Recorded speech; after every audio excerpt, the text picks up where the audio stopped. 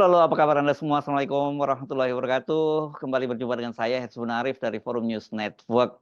Sidang di Mahkamah Konstitusi ini memastikan bahwa nasib Partai Persatuan Pembangunan itu berakhir dengan tragis. Di Partai Persatuan Pembangunan ini tidak akan lolos parliamentary threshold karena gugatannya ditolak oleh Majelis Hakim di Mahkamah Konstitusi. Nah, saya jadi teringat tentu saja dengan sejumlah aktivis P3 yang tergabung dalam Forum Ka'bah Membangun yang diketuai oleh Bang Habil Marati yang pada waktu itu mereka itu membentuk ini untuk menyelamatkan P3. Tapi ternyata upaya mereka sia-sia saja gitu sampai tidak lolos juga. Saya ajak Anda untuk berbincang dengan Bang Habil Marati. Assalamualaikum Bang. Waalaikumsalam, Her. Apa kabar, Her? Alhamdulillah. Innalillahi wa inna ilaihi rajiun ya. Kita mesti sampaikan ucapan itu ya karena ini tragis sekali nasib P3 sebagai partai Islam yang berada di garis tengah ini ya, tengah ya gitu ya, Pak. Berada bukan di Iya. kanan kiri di tengah gitu tapi tiba-tiba hilang dari peredaran karena kalah dalam atau ya tidak berhasil dalam pemilu kali ini. Ya, eh, terima kasih Mas Her atas perhatiannya terhadap P3. Memang eh, kegelisahan di antara kader-kader tua, khususnya pondok pesantren, kiai-kiai, itu banyak yang menelpon saya, mereka dengan marah dan menyalahkan kepengurusan yang memang tidak mengurus partai dengan benar, ya, sehingga P3 terlempar dari elit politik, elit sistem politik perpolitikan nasional Indonesia, bahwa P3 ini adalah merupakan partai yang memiliki reputasi dan sejarah panjang, baik dari sebelum terjadi fusi 73, masih zamannya dulu Parmusi, NU, maupun Masumi. Adalah P3 mewarisi para intelektual pendiri bangsa ini yang berhasil menggagas Pancasila, pembukaan Undang-Undang Dasar 45 maupun Undang-Undang 45 secara person saat itu masih terbentuk dari partai-partai NU, Masumi, dan uh, Perti dan lain-lain. Ketika terjadi fusi 73, P3 masih menjadi kekuatan politik yang sangat diperhitungkan oleh Orde Baru, ya, meskipun saat itu adalah secara prosedural pemilunya itu dilaksanakan yang baik, secara substantif itu juga tidak ada bedanya dengan pemilu 2029 sampai 2024 pada hari ini gitu kan.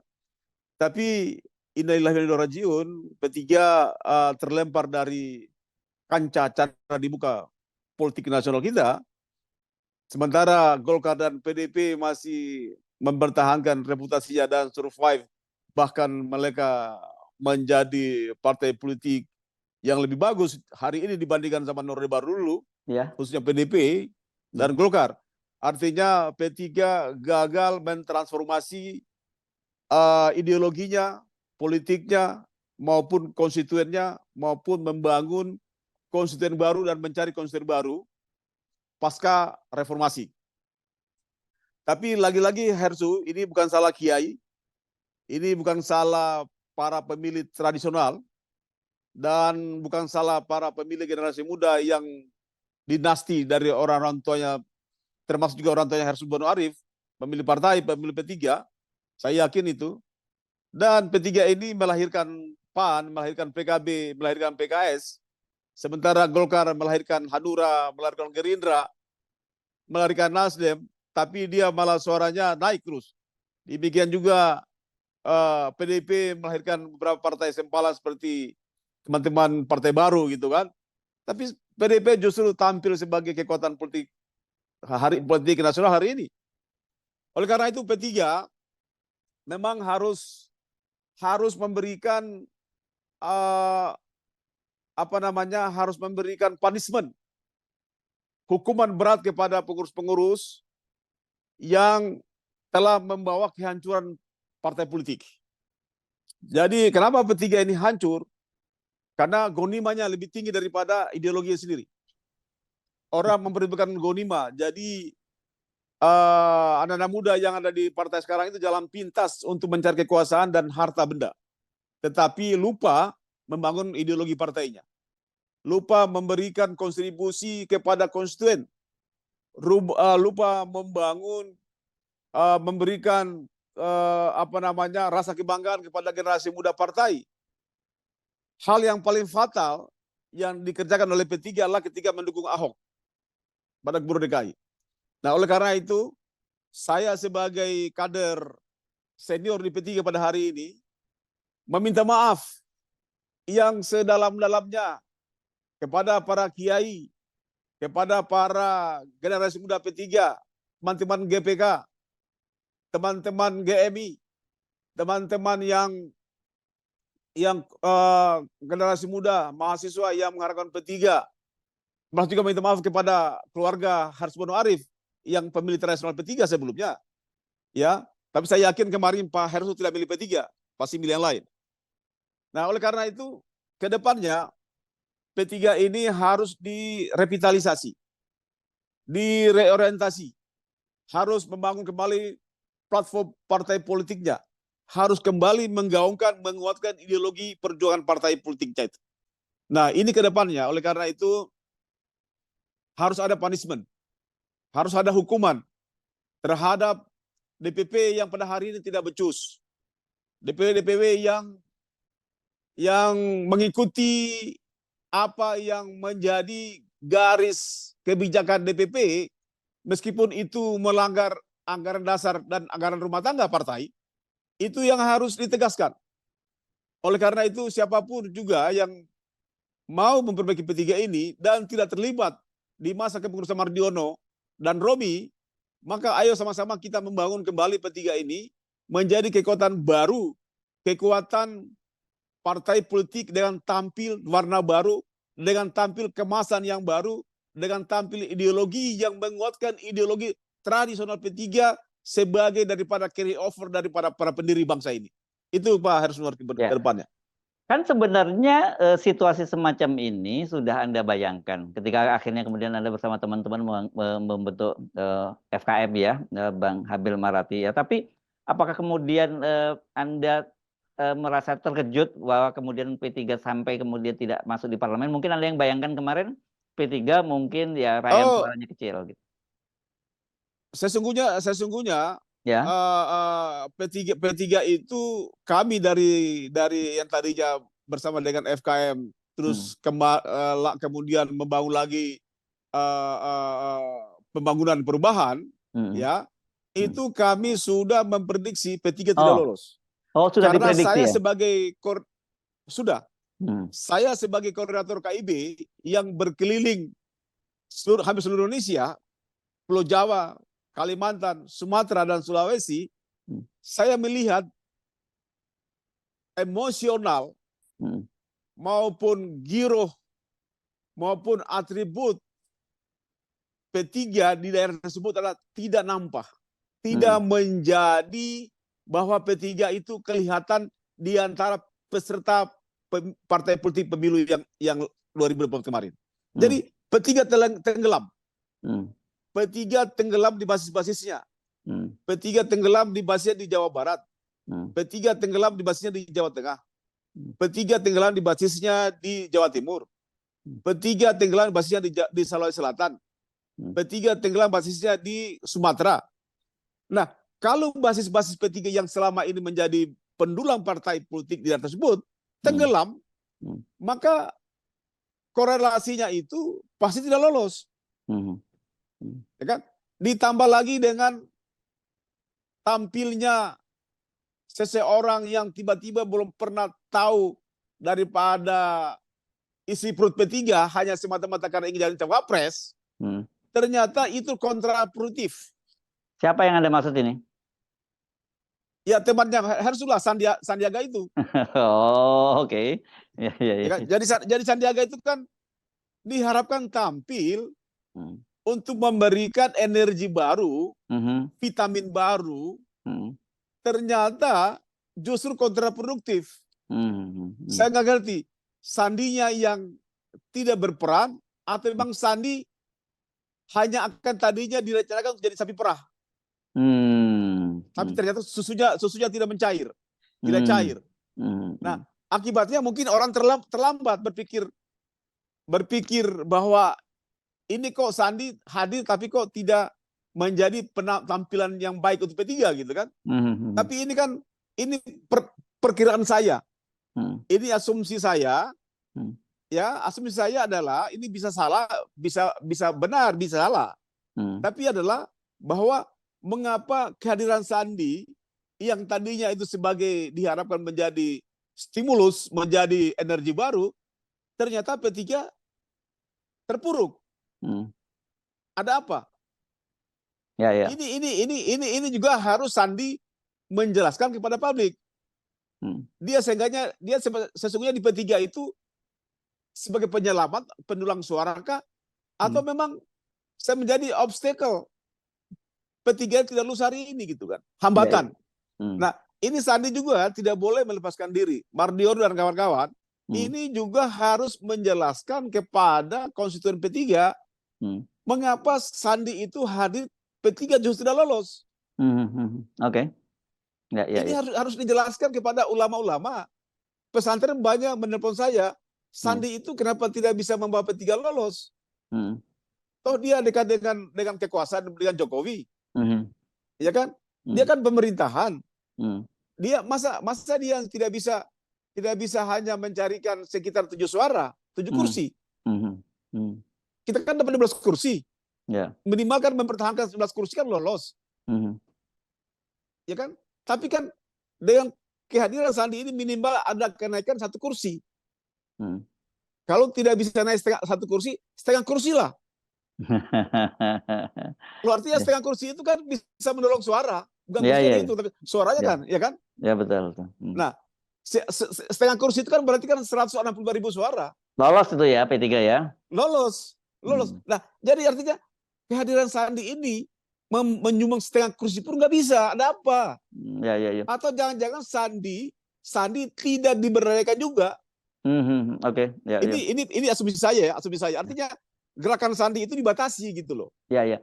Kemarin itu kurang berapa ya suara P3? 126.000 kalau tidak salah ya, Bang. 165 ribuan. Oh, 165 ribuan.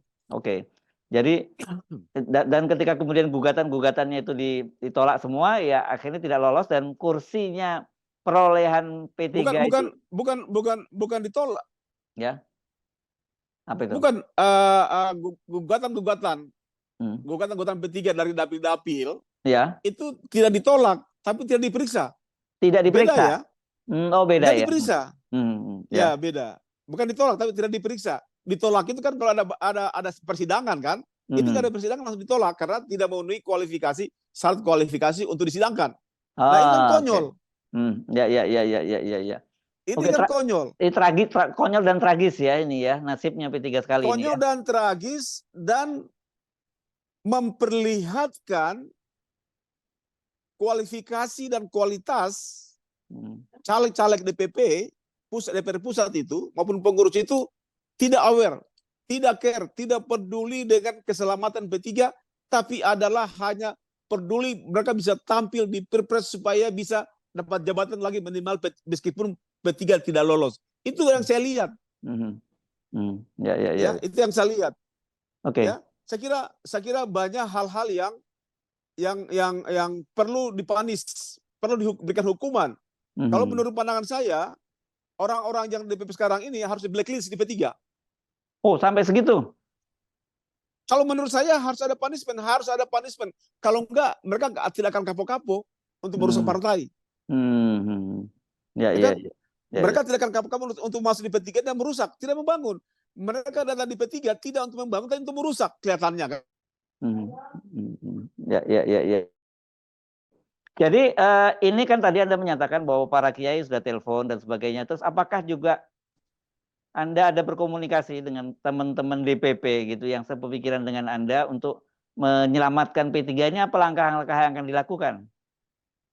Ya, yang kami lakukan adalah mencoba untuk mengumpulkan kader-kader yang memiliki pandangan tentang membangun kembali P3 ini.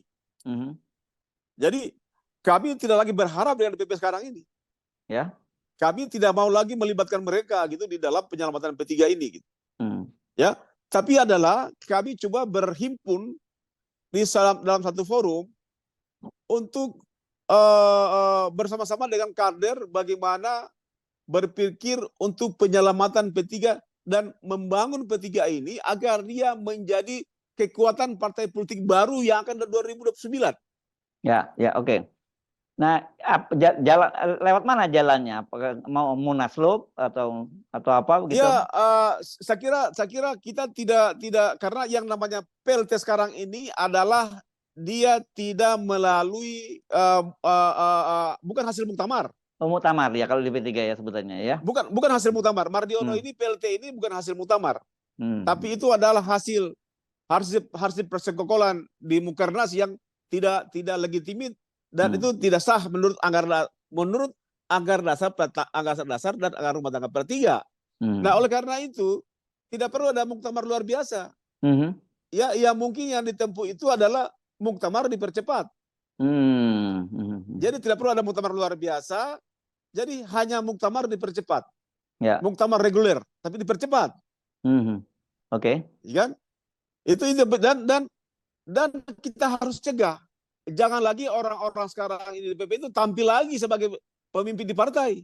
Orang-orang yang toksik itu gitu dari ya. dihindari. Orang yang toksik ya, orang-orang yang memiliki komorbid. Ya, oke. Kan? Nah, ini jadi bagaimana harus kembali dibangun P3 ini sebagai basis kekuatan partai Islam yang moderat. Ya. P3 ini kan menjadi partai sweetness.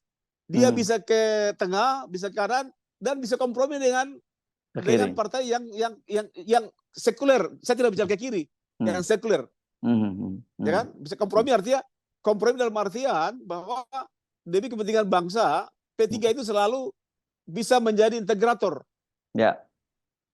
Ya, jadi sekarang ini kemarin itu P3 itu di dalam 2029, 2019, 2024 itu menjadi sempalan dari partai-partai politik elit. Dia bukan penentu. Itu bukan karakter P3. Karakter P3 itu adalah menjadi lokomotif perubahan. Makanya itu ada kemudian bersama teman-teman dukungan Anies Baswedan ya kemarin ya.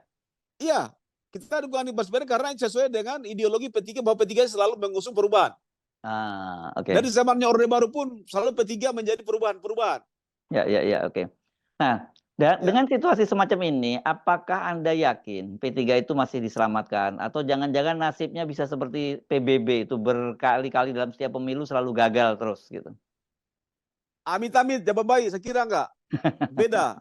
P3 ini memiliki struktur dan infrastruktur dan SDM yang aktif maupun yang tidak aktif. Justru SDM per 3 ini, para pejuang P3 itu adalah lebih banyak hari ini tidur.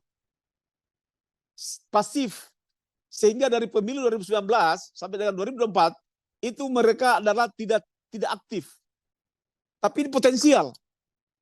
Jadi oleh karena itu, ke depannya itu harus kembali memanggungkan kader-kader yang pasif sekarang ini, 510 tahun ini, harus menjadi kembali lokomotif perubahan. Menjadi lokomotif untuk membangun kembali P3 ini sebagai partai politik elit 2029. P3 ini memang harus membangun darah baru. Harus membangun ideologi dengan pembuluh darah yang baru. Jadi orang-orang sekarang ini memang itu harus diabaikan. Harus diamputasi dan di blacklist di P3 karena bayangkan P3 sejak 73 sampai berapa tahun dia survive. Tiba-tiba 2024 ini hilang di kursi parlemen. Dan ini sangat memalukan. Sangat memalukan artinya pengurus-pengurus DPP sekarang itu tidak becus mengurus partai politik. Kalau alasannya tidak ada uang saksi, siapa yang bisa mengatakan Sandi hari ini tidak bisa? Sandi adalah dia masuk P3 itu kan tujuannya kan untuk bisa memberikan mengamputasi kelemahan P3 dari segi dana kan? Ya, dan dia sekarang salah satu menteri yang terkaya ya, kalau laporan harta kayanya ya. Sandi itu saya kenal baik, berteman sama saya.